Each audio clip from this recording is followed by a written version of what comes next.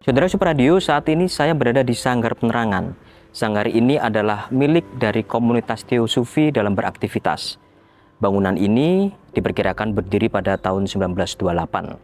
Dan dalam perkembangannya, beberapa tokoh bangsa pernah belajar di tempat ini. Salah satunya adalah Soekarno, Presiden pertama Republik Indonesia. Dan di edisi podcast kali ini, kita akan banyak berbincang tentang apa itu Teosufi dan juga bagaimana perkembangannya di negara Indonesia ini. Dan ikuti perjalanan saya di podcast Supradio kali ini hingga tuntas tentunya. Dan jangan lupa like, komen, subscribe, dan nyalakan lonceng notifikasi untuk informasi menarik lainnya dari kami Supradio.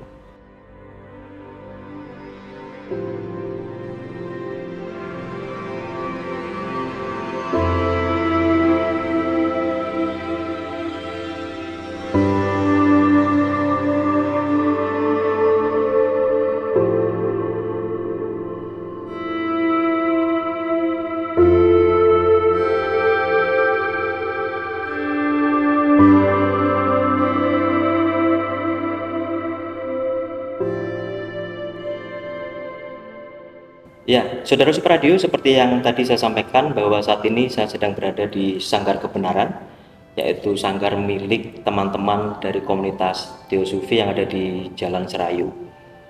Sanggar ini sangat menarik karena selain berada di tengah kota Surabaya, sanggar ini mengajarkan banyak hal tentang kebenaran yang universal.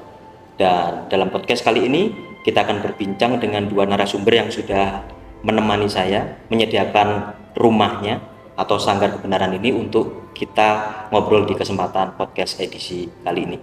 Saya akan menyapa lebih dulu Pak Dhani. Selamat siang. Selamat siang menjelang sore. Oke, bagaimana kabarnya Pak Dhani? Sangat baik sekali. Sangat baik sekali. Pak Rudi, apa kabar? Ya, baik-baik. Baik-baik juga. Ya. Oke. Mungkin sebelum mengawali obrolan kita di kesempatan kali ini, kita bisa perkenalan dulu deh. Mungkin bisa dimulai dari Pak Dhani lebih dulu. Ya, oke. Terima kasih atas waktu yang diberikan. Nama saya Dhani Sumanjaya. Selama ini istrinya masih satu, ya kan, anaknya dua, yang abang-abang aja. Nah, bertepatan berhubungan dengan Teosufi ini, saya menjadi anggota Teosufi sekitar 8-9 tahun yang lalu, dan tahunya lewat internet. Setelah kesini kita mempelajari, sampailah 2 tahun yang lalu saya baru menjadi kepengurusan, menjadi ketua di Sanggar Penerangan Surabaya.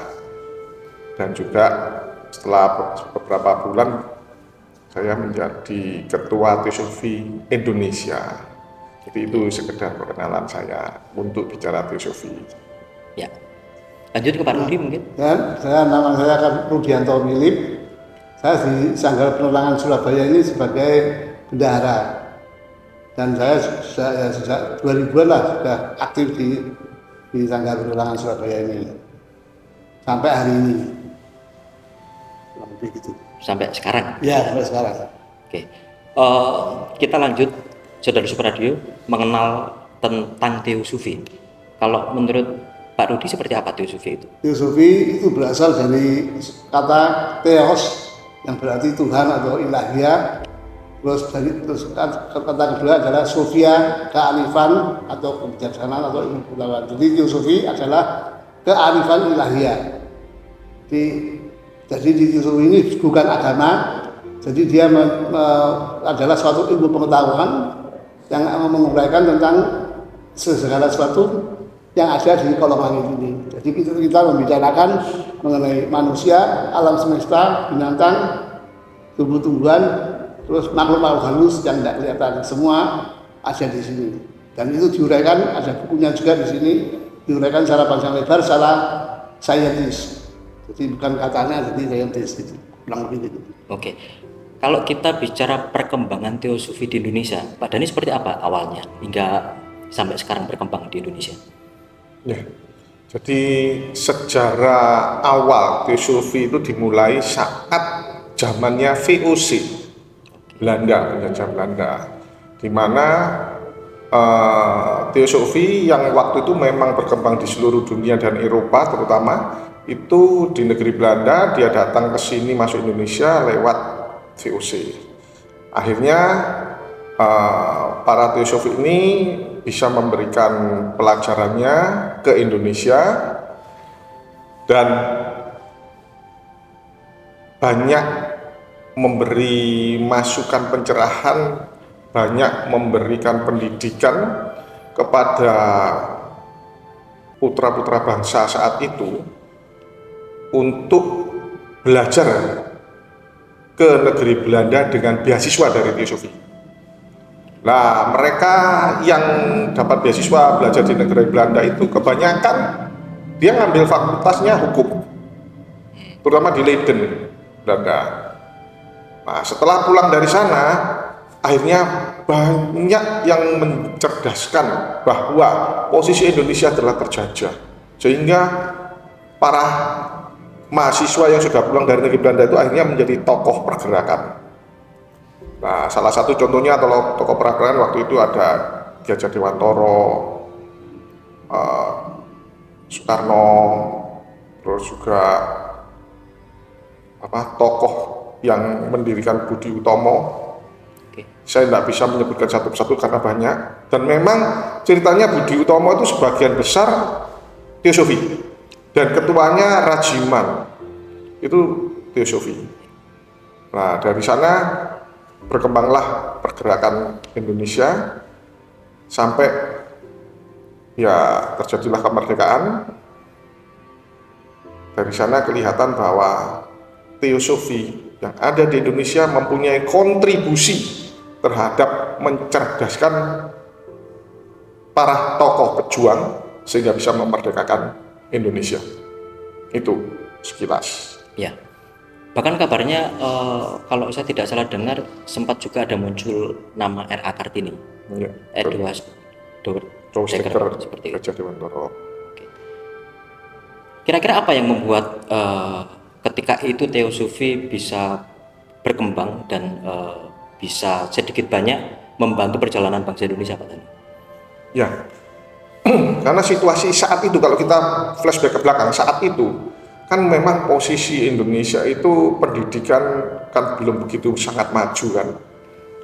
Nah, begitu orang Eropa datang yang memang pendidikannya sudah lebih dahulu mempunyai dia, dan teosofi ini sendiri juga asalnya juga dari Eropa kebanyakan, kan memang pendirinya Blavatsky itu memang orang Rusia dan tinggal di Amerika, terus setelah itu dia kembangkan ke seluruh dunia. Nah, dan saat itu memang teosofi itu sangat in di seluruh dunia juga sebelum masuk Indonesia, itu karena peminatnya itu merasa ini ada suatu pengetahuan baru yang tidak di masyarakat itu membahas itu, sehingga banyak orang berbondong-bondong mempelajari hal yang baru itu.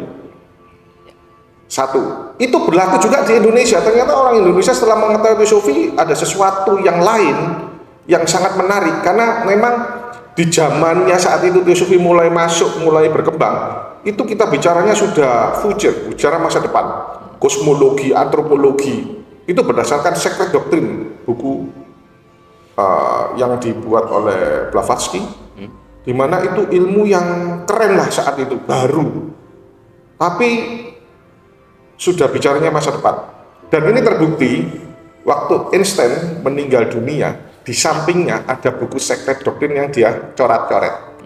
Dan kalau kita lihat memang apa penemuan-penemuan terakhir itu kebanyakan ada di Sacred Doctrine. Tinggal dikembangkan oleh para ilmuwan itu lebih cepat jadi. Itu yang kita selama ini belajar di Sacred Doctrine itu begitu. Contohnya Sacred Doctrine itu bicara atom saat itu sudah. Ya. Bicara atom saat itu. Membahas atom, pengetahuan modern hari ini yang kita bicara fisika kuantum. Itu padahal sudah 125 tahun yang lalu sudah dibahas Sacred Doctrine di teosofi. Nah, itu yang membuat paradigma baru, pengetahuan baru yang banyak orang belum mengetahui itu, sehingga banyak yang tertarik. Demikian juga di Indonesia kita juga sama begitu. Jadi akhirnya menarik banyak para bangsawan, ya kan, banyak pelajar, sehingga masuk ke teosofi, dan di teosofi dia mendapatkan banyak bahkan pencerahan, terutama kesadarannya sehingga mereka lebih memerdekakan diri, lebih punya kebebasan untuk bicara terhadap segala bidang kehidupan. Itu ceritanya. Untuk yang tadi Pak Dani sebutkan kan ada nama Soekarno, ada nama Kiai Gadjar Dewantoro dan lain-lain tadi itu, apakah ada bukti otentik yang mungkin masyarakat jangan-jangan ini cuma klaim gitu kan? Tapi ada nggak misalkan bukti-bukti otentik apa yang tadi nama-nama itu muncul? Oh ya, ini ternyata dulu pernah bergabung di sini loh. Betul. Gitu. Jadi kita ceritanya mundur dulu. Pertama kali mengenai bukti adalah setelah Rajiman itu belajar teosofi dan kembali ke Indonesia mendirikan teosofi atau nama lainnya jadi ketua teosofi. Beberapa waktu kemudian Rajiman ini mendirikan Budi Utomo. Okay. Nah, ini salah satu bukti. Ya. Dan kebanyakan di dalam Budi Utomo itu banyak sekali orang-orang teosofi. Memang orang teosofi kan kebanyakan kalangan itu, kalangan cendekiawan, mereka yang dididik untuk kuliah, jadi pemikirannya beda sudah. Dan yang kedua, Soekarno. Soekarno pernah sering baca buku di sini. Dan itu buktinya ada di bukunya Menyambung Lidah Rakyat Indonesia, karangan Cindy Adam. Ada halaman tertentu yang membicarakan bahwa Soekarno sering membaca buku di sini. Nah, waktu itu memang Soekarno semudah itu dapat akses masuk di sini membaca buku karena ayahnya Soekarno yang namanya Bapak Sukeni itu ketua teosofi Blitar. Jadi bagi kita ya sudah merupakan suatu komunitas bersama. Jadi Soekarno pun semudah itu belajar buku-buku yang ada di sini setiap hari. Waktu itu kan Soekarno tinggal di Penilih. Ya, itu cerita bukti. Kalau bukti yang lain ya masih banyak sih berdasarkan kalau saya di lapangan, tapi ya sekali lagi ya tidak semudah itu kita bongkar semua. Ya. Oke. Ke Pak Rudi sekarang. Pak Rudi, kalau kita bicara teosofi, kalau saya mengamati logo itu kan ada macam-macam. Ya. Ada bahasa Sanskerta di situ, ada swastika di situ, ada juga ular Mesir di situ. Ya. Nah, mungkin bisa dijabarkan Pak, arti dari apa yang sebenarnya ditawarkan teosofi melalui falsafah dalam logo itu, Pak Rudi. Cuma saya di sini tidak ada gambar ya. Ya, kalau simbol teosofi itu yang paling atas itu adalah sabda. Ya. Sabda, jadi menyimpulkan bahwa sebelum ada alam semesta itu Tuhan bersabda. Ya. Sabda itu adalah istilahnya Sanskerta itu Om. Oke. Setelah dari Om terus itu kan nada, terus turun jadi nada, terus bergetar, ada dari nggak ada kosong jadi ada, terus ada polarisasi, subjek objek, terus polarisasi kedua jiwa sama roh, roh sama materi, terus dia langsung berputar, terus jadi swastika. Nah, dari situ terus terjadilah alam-alam ini, dari alam-alam yang halus, gambarnya itu ada tuh, sampai alam fisik. Nah, itu simbolnya itu, terus ular menggigit ekornya, itu artinya di alam semesta itu tidak ada awal, tidak ada akhir.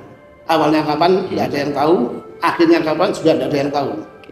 Jadi itu terus simbol bintang segitiga hitam putih atau yang satu menghadap ke atas ke bawah, itu menandakan bahwa yang ke bawah itu adalah involusi itu proses penurunan dari yang tidak ada tadi ke alam-alam yang makin halus.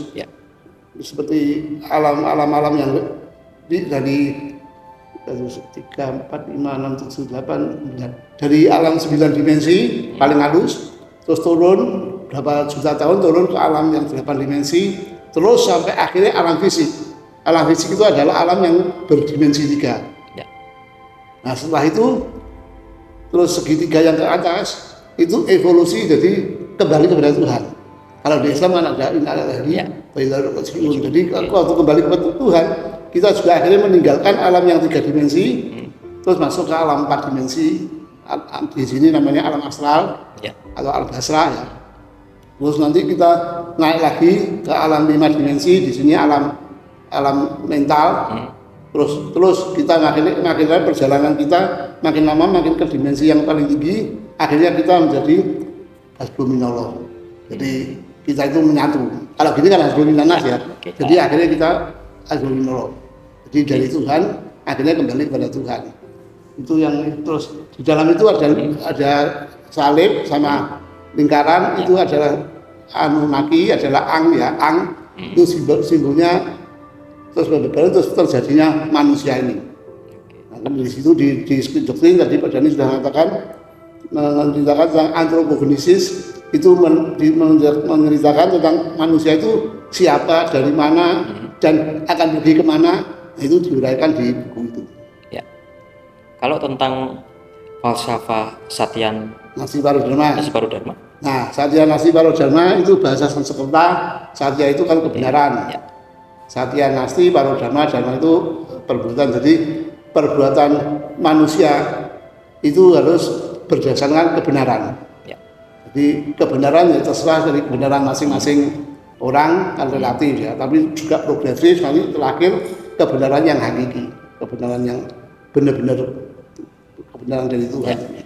Kalau tadi Pak Dhani sudah menyinggung tentang sejarah perjalanan teosofi dalam sejarah perjalanan bangsa. Kalau di era modern seperti apa, Pak Dhani?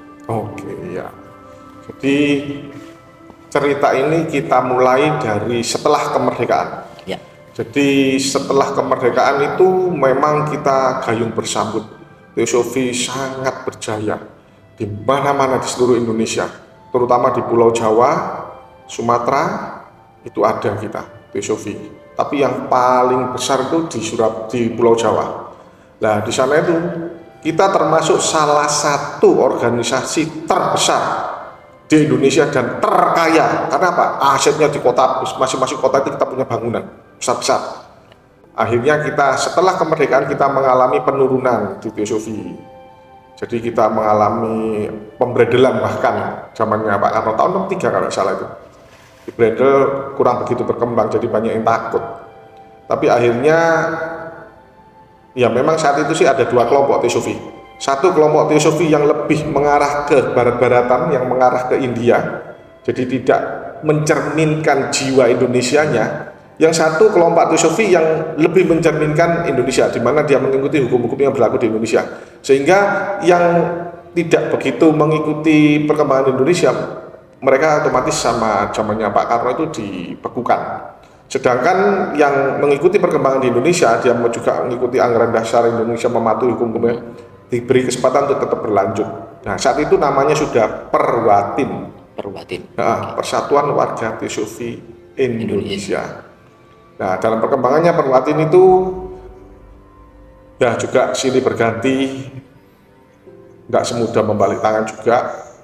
Bahkan sampai hari ini kita lihat Perwatin ini dulu yang semakin berjaya berturun mendekati kolab ini sekarang. Karena beberapa sanggar yang ada di kota Jakarta itu hampir semua tutup. Kalau enggak ngaku tutup tapi dalamnya isinya cuma pengurusnya 1-2 orang tok, sudah tua. Bogor juga begitu. Di Bandung juga begitu. Jadi kita mengalami kegagalan regenerasi yang terkondisikan. Maaf, saya tidak tahu siapa yang mengkondisikan. Nyatanya kita mengalami kegagalan regenerasi. Sehingga dibiarkan organisasi ini isinya orang yang tua-tua. Dan otomatis kegiatannya nggak ada kalau tua-tua. Nah itu pun melanda juga sampai ke Jawa Timur. Di mana Jawa Timur itu kita punya di Blitar, ya kan, di Malang, di Surabaya, itu yang saya tahu. Jadi kegiatannya sampai hari ini tidak kelihatan semua. Jadi kita memang harus berusaha keras untuk bangkit kembali, untuk kita kembalikan ke marwah teosofi yang seperti masa lalu, sehingga kita bisa mengatasi zaman ini dengan lebih baik. Tuh.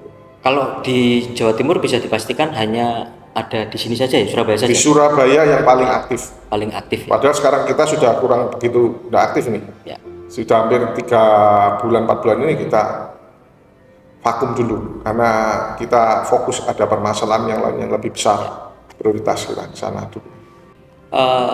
Satu pertanyaan terakhir mengenai closing statement, baik Pak Dhani dan Pak Rudi. Apa yang mau disampaikan? Kata penutup. Ya kalau closing statement saya ya berusaha menjelaskan sejelas-jelasnya ajaran Sufi kepada mereka yang membutuhkan. Kita berusaha menjelaskan secara ilmu pengetahuan, bukan katanya atau jarinya atau itu. Kita menjelaskan secara detail mulai A sampai Z. Tujuannya memang kita akan untuk disebarkan supaya mereka semua tahu bahwa ini ada pengetahuan yang luhur gitu. Kurang lebih demikian. Ya, Pak Dhani. Ya, saya titip satu kalimat aja. Kalau tidak kenal maka tidak sayang. Jadi kalau ingin mengetahui teosofi, jangan tanya pada orang yang bukan teosofi. Nanti takutnya terjadi hoax, terjadi penyalahgunaan informasi, nanti sesat jadinya. Jadi langsung aja datang ke kita untuk kita beritahukan informasi yang sebenarnya teosofi itu gimana. Ya. Gitu. Oke. Makasih. Matur nuwun Ya. untuk Pak Rudi dan juga Pak Dhani atas waktunya di kesempatan kali ini. Banyak perbincangan yang bisa kita diskusikan sebenarnya, tapi karena durasi waktu dan lain hal, jadi harus kita cukupkan dulu di sini. Ya, saudara radio, itu tadi adalah perbincangan saya dengan Pak Dhani dan juga Pak Rudi, dan saya akhiri dengan satu ungkapan bahwa kehidupan manusia tidak hanya cukup dengan spiritualitas saja, tetapi kehidupan manusia akan lebih lengkap ketika juga kita imbangi dengan ilmu pengetahuan, karena itu akan menghasilkan kebenaran yang universal. Saya Yofi pamit, kita berjumpa lagi dalam podcast Super Radio di edisi yang akan datang. Sampai jumpa dan salam merdeka. Merdeka.